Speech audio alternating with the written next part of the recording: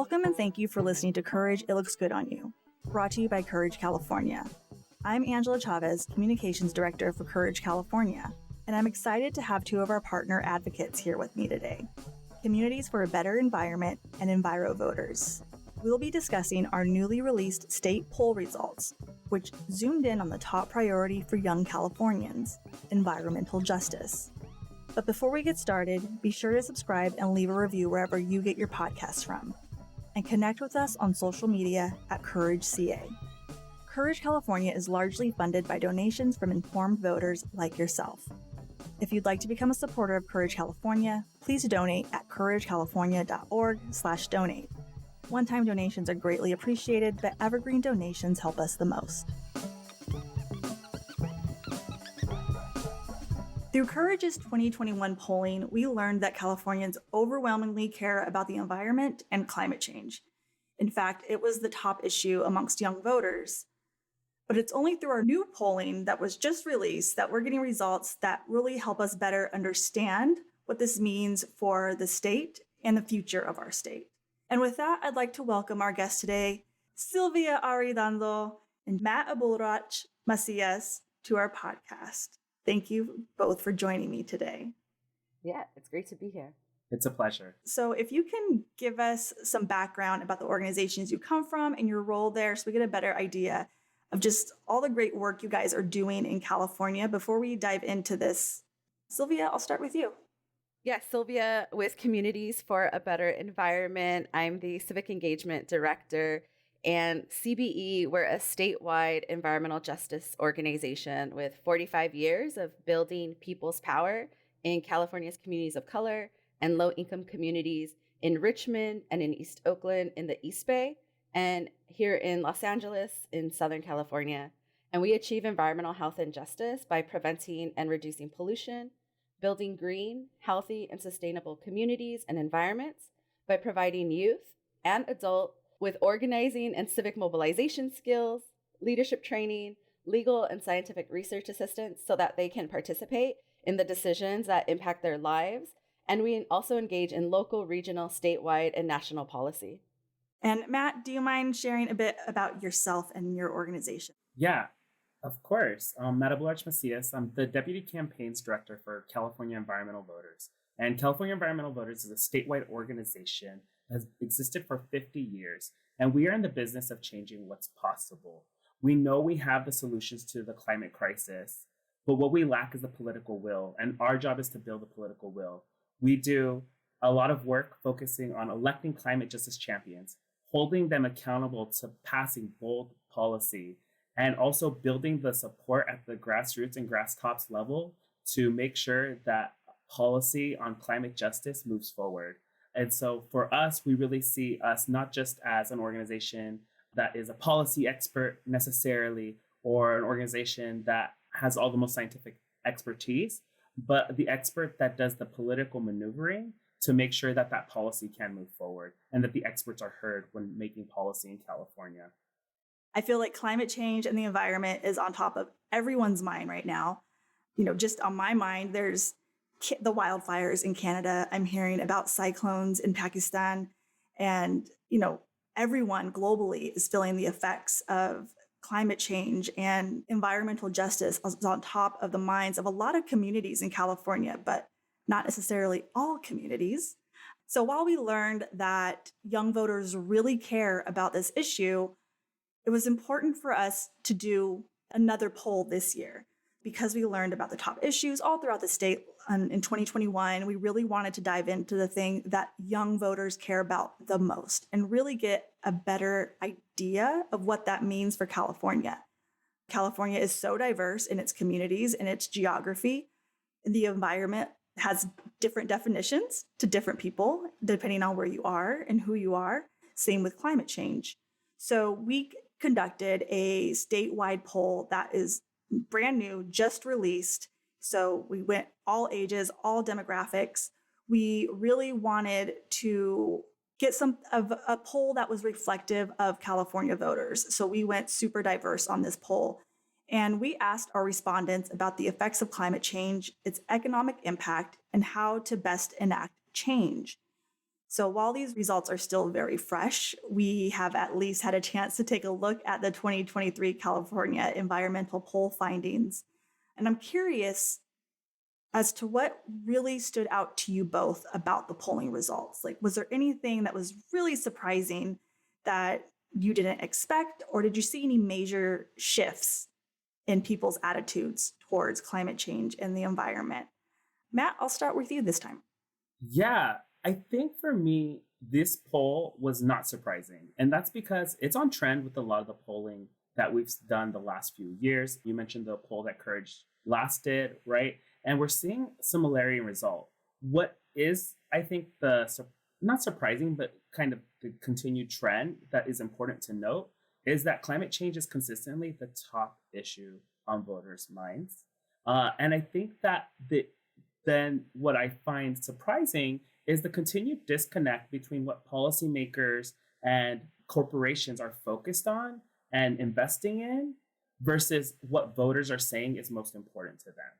And I get it. There are a lot of issues in California to resolve, and this is one of many. However, I'm of the firm belief that addressing climate change and building a climate just future is a pathway to addressing a lot of other injustices that we need to resolve in California.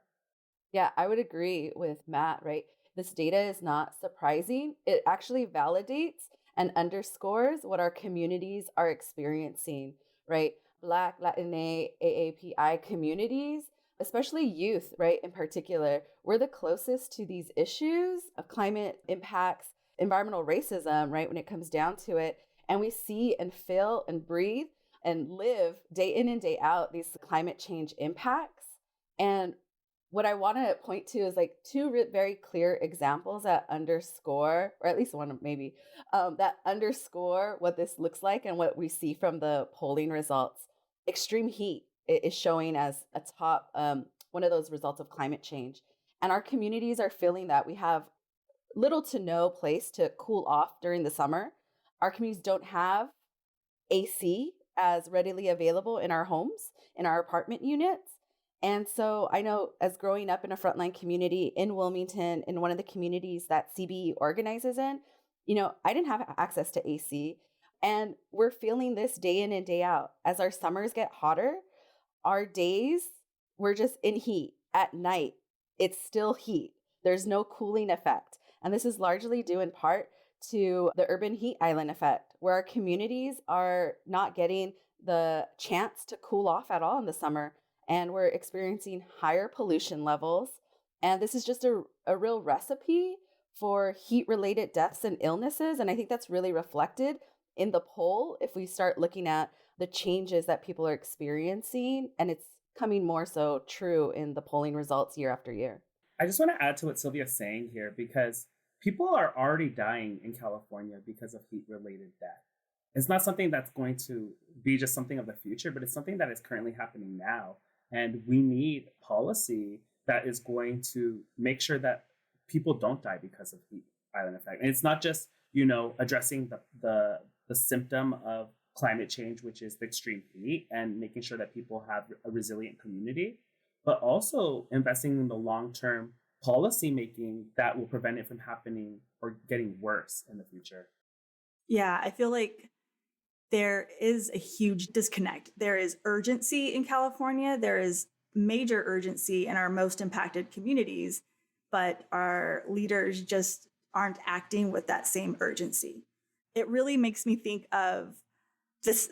I heard recently that the people that contribute the least to global warming are facing the highest impact of it. And that's not just happening in our communities. Like, that is a global thing that's happening, but we're the ones feeling the impact. We're the ones seeing it at our doorstep and having to live it every day. So from our poll, we gathered that depending on age, depending on your demographics, where you live, you have different concerns. The major concern we saw was climate change affecting the environment, because we also asked about health concerns, we asked about jobs and economy, but everyone that we polled, regardless of age and demographics, really saw the impact of climate change on their environments that they're living in, on disasters, on wildfires, on floods, on, just everything that California is going through and has been going through for a while, but we're seeing it get worse and worse every year. So while it's not just major heat waves, we have droughts, we have fires, we have floods, and it's just getting worse and worse. And it's the communities that we represent that are often the ones that have the hardest time recovering from those disasters. Yeah, and if I could add to just kind of this, the data points that stood out to me is the first question asked, is climate change real and a threat to our future and to our societies? 63% overall said that yes, climate change is real and it's a threat. And so that shows high concern across all groups. However, it was highest amongst Asians, Blacks, and Latinas, and people under 45. What that really shows is that BIPOC communities and young people really understand that climate change is that threat and we need to see action on it. And then what people are seeing now of the impacts of climate change and the effects it's having is through natural disasters, which ultimately hurt economic growth and prosperity and have real life impact on people. And the issues there that pulled at the top were drought and water scarcity, wildfires, and air pollution and water quality. So it's clear that these are the top concerns of voters in California, especially amongst BIPOC communities and young people, people under 45. With these poll results, I'm really curious as to what this tells you about Californians' attitudes towards environmental justice and climate change. And knowing now what we know and how Californians view environmental justice and climate change and are feeling it, are seeing it, how they are receiving information about it. What do you think this means as we head into the closing of, 2023? We have the ledge cycle that's about to end. We are going to go into 2024 election year. So what does this mean, this poll mean for the future of California in your eyes? For me and what I'm seeing, I think it means really two things that come to the top of my mind. One is that Californians will champion and stand alongside bold leaders that lean into taking more aggressive action for climate and environmental justice because, right, we feel the impacts day in and day out. Even our urban communities, neighborhoods that are distant from the wildfires, we still feel those impacts because of smoke pollution that comes into our communities, our basins. These are communities that are already over impacted by refinery pollution, other industrial areas. And so it's just compounding and pollution impacts. And so second, I think that BIPOC voters will support measures that are on the ballot that safeguard their health. They will vote for holding corporations accountable. And all of this underscores that we have the right messengers, the right message, and centering frontline BIPOC voices to really drive forward the visions of Californians. And so voters really have to see themselves, see people that look like them, hear the frontline stories to see that they're not siloed in their own thinking. So that way we could come together and collectively vote for policies and elected officials that will champion and take strong action for the environment and for the health of our communities. If I was to add anything to that, I'm thinking about what's actually happening in the legislature this year. And we have a few bills that are around corporate accountability and their emissions and their carbon pollution. We have bills that are related to divesting from fossil fuel. And we also have some policy that will be on the ballot next year around protecting communities from oil drilling in their neighborhoods and upholding that policy that the legislature passed last year. And this polling affirms that Californians, to Sylvia's point, want to hold these corporations accountable. They don't want the drilling in their neighborhoods. They want to uphold policy that protects people and their health. And they recognize that government has to act, and also we have to hold corporations accountable to acting, and that the future of California is one of clean energy, a climate just future that transitions us away from fossil fuel. And I think it's very evident through the poll results that that's what Californians want. I want to add in and underscore what you're saying here, Matt, right? 64% of Californians believe we should transition off of dirty fossil fuels and into clean, renewable energy systems. And so it's really investing in those new jobs and at the same time, right, holding those corporations accountable. And so alongside that, Californians are also putting their foot down on trading our health for a paycheck. I really appreciated seeing that in the polling results as well, because our communities should not have to choose between putting food on their table and whether they can, are going to the doctors, right? These choices of impacting our health. And so seeing that 72% of Californians disagree with accepting new jobs at the expense of their health is really critical. And we should be driving that line forward. Yes, that is exactly the point that I was thinking about, because so much of our policy is held because a lot of legislators, and rightfully so, are concerned about the economic impacts of policy and how it will impact individuals within their community. However, they use it as an excuse often to stop good policy from moving forward, to say, oh, well, this will hurt job growth and creation in my district. What we found is that, one, it's usually not true, but two, voters still don't want those dirty jobs in their communities either. So what we need them to do is to, three, actually think about, well, then what's the right solution to transition my community to make sure that there are good jobs that don't hurt their health in the process.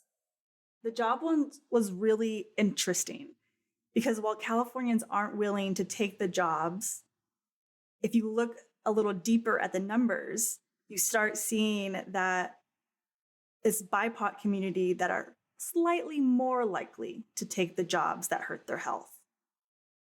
And for me, that kind of broke my heart because you know what kind of jobs are in those communities and you have to earn a paycheck. Our communities are being put in a tight spot in that these warehouse jobs, these refineries, the ones that really do hurt and contribute are the ones that a lot of folks have in their community as their jobs, and they have to. But they don't want to. You're right. They want politicians, corporations to be accountable and to change. Another thing that really caught my attention was they also saw political leaders and corporations as the ones that can do the change and that have the power to do the change, but they also saw them as the barrier to change.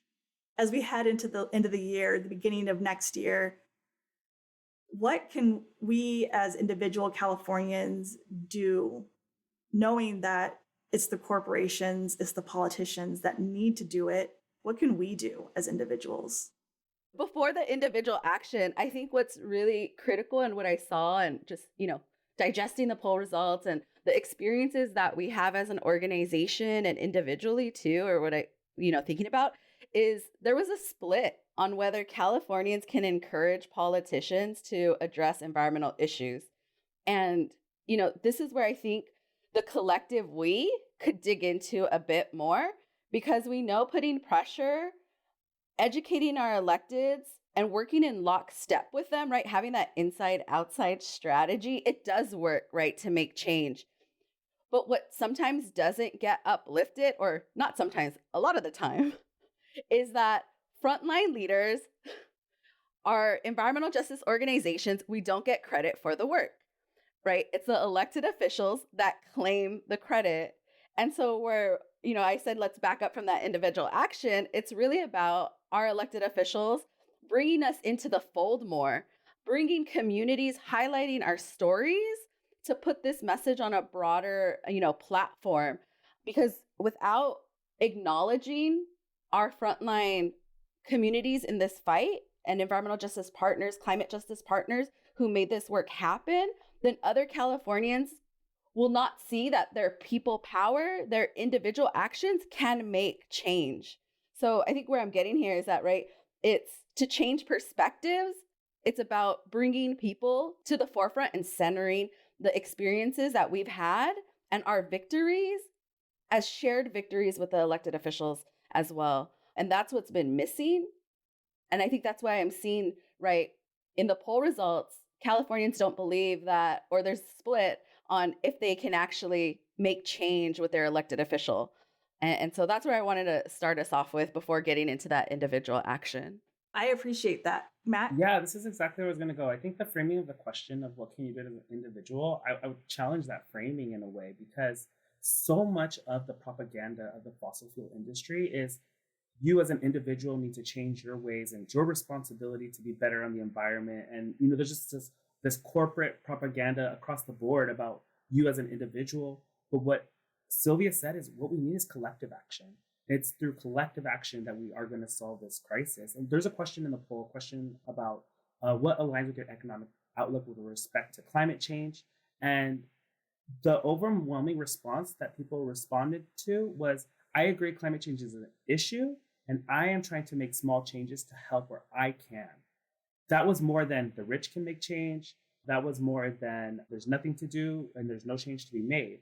And people really took it as an individual responsibility, but that is the wrong mindset we need to have, because it's not individuals who got us into this disaster. It's corporations profiting billions upon billions each year, making money from extracting and polluting communities.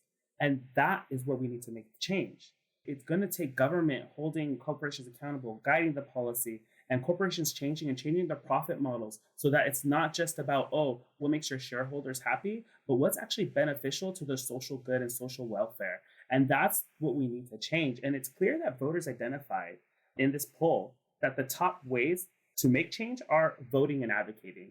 And that's exactly what Sylvia said, taking the action. And voting is an individual thing that you do. But when you think about everyone's votes pulled together, it's a collective action that we're all deciding in a public square. This is what we want, the priorities for our community. This is who we think should be elected for us, right? And then advocating, telling whoever's elected, this is what we want you to do. And so it's very clear that it's not going to be individual action to solve the climate crisis. It's going to be collective action through voting, advocating, holding our electeds accountable and corporations accountable, so that way we can have a climate just future. Yes, I love that. So before we go any further, I wanted to ask, where can people follow you, your organization, to support the work that you both do? Can you guys share any social media handles, websites, anything you'd like to share with our listeners so they can support your work? Yeah, Communities for a Better Environment. We're on Instagram, Twitter, and Facebook. So at CBECAL, so CBE Cal. And that's the same for our website, cbecal.org. And California Environmental Voters, we're on all the platforms as well. First place you probably want to go is to our website, EnviroVoters.org. And that's voters with an S, so EnviroVoters.org. And you can get the links to all of our socials. And our handle is at EnviroVoters on Instagram, Twitter, and TikTok. So you can follow us there, but just go to our website and it'll link you to all of them. So I am loving this conversation. So where we left off, we were talking about really organizing and the collective. So I want to ask you, how can progressive partners, environmental leaders, community advocates best use the findings of this poll? Yeah, I can kick us off because I do think when I look at the poll, and one of those big takeaways for me is that BIPOC voters and their communities are key in pushing forward a just transition into a clean, renewable future. And this is what we've been saying throughout this whole podcast, right? The importance of youth and BIPOC communities. And so when we center our lived experiences alongside scientists, right, alongside the data, we're able to then push forward a message from trusted messengers, right? Folks that are experiencing the impacts of climate change, environmental racism. We're experts in our own right. And I say we because I come from the frontline communities, raised in Wilmington, not in the shadows of oil, right? Because our communities are breaking out of those traditional shadows and being vocal.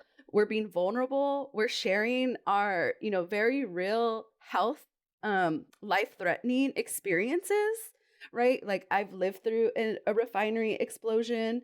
I know what it's like to have my family pack up, immediately.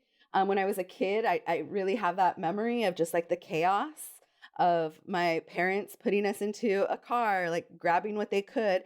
And driving away to another city, which, was just into Carson, where my other family members lived, and just packing us all into one of my tia's houses because we didn't really know where to go. And so it's us, our frontline communities, as the trusted messengers who can really share out the narrative to make that change, right? To hold people accountable, hold our government, elected officials, corporations accountable, but really just pulling the messaging together and centering our lived experiences is what I want to say, is like trusting and believing in our stories. Matt, do you have anything to add?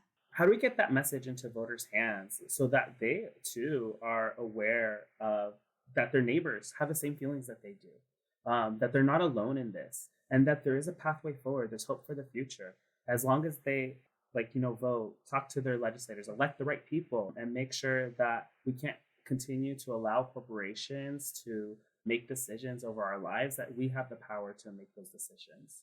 And so I think the ways to use this is to continue to uplift and share these results through the media to our legislators, but to our communities as well. Right, right. It's not just getting it to the people who make the decisions, it's also getting it to each other. Like, we're not siloed in this. We all care about this. And here's the ways we care about it and what our fears are, what we're willing to do. Like, according to this poll, we are willing to invest. We are willing to transition into renewable energy. Like, we are willing to focus on green jobs. Like, we are willing to do that. We want to do that. The younger generation, BIPOC communities, like women, overwhelmingly want to do that and are seeing our communities. And like, when we think about future generations, like, we care about future generations. We are future generations. So it is so important. And it's just letting each other know that we're in this together and we have the power. Like, according to this poll, we have power. Yeah. And we're ready. We're ready. And we're ready. Yeah, not just willing, wanting, but we're ready to do this. Yeah. Mm-hmm. And what we're experiencing now is policy failures of the past. And we can't allow the future to exist with current policy failures. That's why we need to continue pushing now. I want to go back to the individual. So what does we as individual Californians do to drive and help and impact change? So I'm not asking about, should we recycle? Like, no. What can we do? What actionable items can we do to ensure that our stories are getting out there, to ensure electeds are hearing it, to ensure our communities are hearing it? What are your top 3 to-dos if someone asked you, well, what can I do? As an organizer, the first thing I think of is talk to somebody about it. So talk to somebody else, build a relationship around this. But I think something more tangible too is voting and then telling your elected official you want them to act. Yeah, this is on point to what I wrote down as well. Mine, in a little reverse order though, was voting is, the way to take action, that like tangible result. But we have to remember that voting is also very limited. It's just one tool because not everyone has access to vote. And so it leads me to the second point of, right, the advocacy, the being able to like speak up, tell your story, give public testimony, find out who represents you, call them, write to them, right? All those just like action steps to uplift frontline stories, to uplift your own story, and letting elected officials know where you stand on climate and environmental justice issues and that you want them to take action and do all that they can to take that action to protect community health for all of Californians. And then lastly, was just getting really connected with our organizations here, with an organization, environmental or climate justice organization in your neighborhood. And so just taking that time, right, to lend your skills and talents to the movement in general, because it's really going to take like all of us doing all we can. Yeah. And I would like to add to that one more item, holding electeds accountable. We're electing them into office. We are asking them to do a thing, and it's up to us to hold them accountable. I appreciate all you guys have shared. And yes, get involved, learn about these organizations that are doing this incredible work. And with that, I want to thank Sylvia and Matt again for joining me today. And because I want people to know you guys and know your organizations and the great work you're doing, do you mind sharing your social media handles and website again one more time for our listeners so they know where to find you? Yeah, California Environmental Voters, we can be found at EnviroVoters.org. Our handles are at EnviroVoters. Yep. And for Communities for a Better Environment, we're at cbecal.org, and we're on Twitter, Instagram, Facebook at cbecal. Wonderful. Thank you. And as a reminder, you can always reach out to Courage California. You can find us at CourageCA on all our social media channels, or email us at info@couragecalifornia.org. Thank you both. Thank you. Thank you. Thank you for listening to this episode of Courage, It Looks Good on You, a production of Courage California.